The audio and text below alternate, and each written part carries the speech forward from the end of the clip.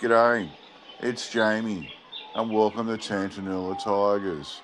Today I'm reading an old newspaper report about a thylacine that was shot at Holdfast Bay near Glenelg, South Australia in 1836. So we'll get into it.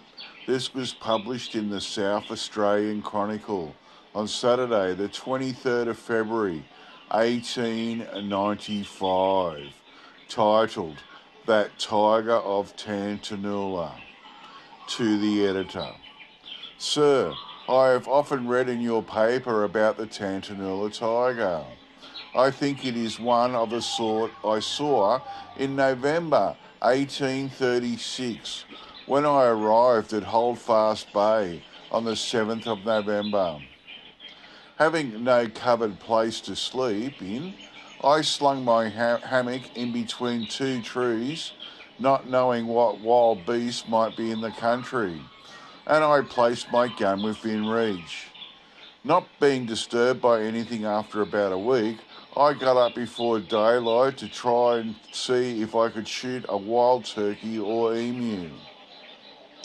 I had not gone far before I could see something in the kangaroo grass. Going cautiously to it, I saw a light brown animal.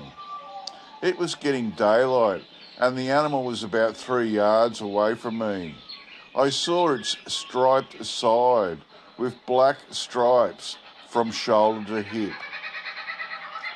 It was watching some rat's holes and catching rats.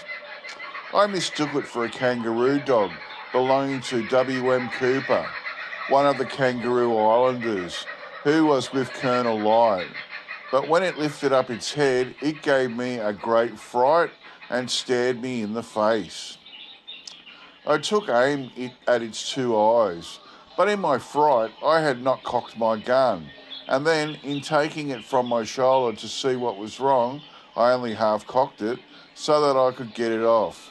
I tried again, when it made a spring sideways about a yard from me and stuck its hair up.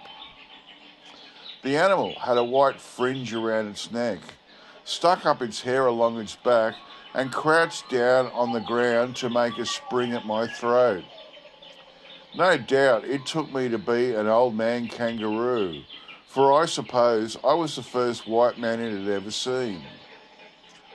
As I fired at it, I shot it in the flank, and it gave a screech like an owl, and away it went towards the reed beds, swifter than any animal I ever saw run. I kept sight of it until it looked no larger than a hare.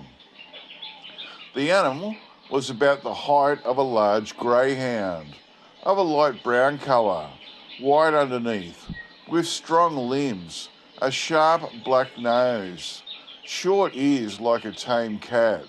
It had a long tapering tail, smooth hair, feet like a Newfoundland dog, and was strong enough to lug a calf or sheep anywhere.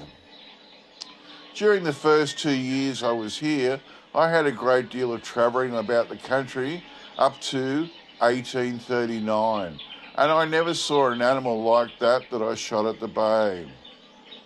I asked the natives what they called that sort of long-striped dog, and they said it was a tibby-ebby, cuddly dog, and would soon catch a kangaroo or emu. My belief is that the Tantanoola tiger is one of the same kind of animals as I have described. I am, and etc., James Cronk, one of the first pioneers, arrived by the bark Africaine, November 2, 1836, the end. Well, this is really interesting. I'm pretty sure this is the first ever mainland or earliest mainland sighting that's been recorded of a thylacine. He said he saw a light brown animal in the morning, and it had a striped side with black stripes from shoulder to hip. It had a white fringe around its neck, and it stuck its hair up along its back. He shot it in the flank, and it gave a screech like an owl, which is interesting. He said the animal was about the height of a large greyhound, which is pretty big, of a light brown colour, white underneath, with strong limbs, a sharp black nose, short ears like a cat.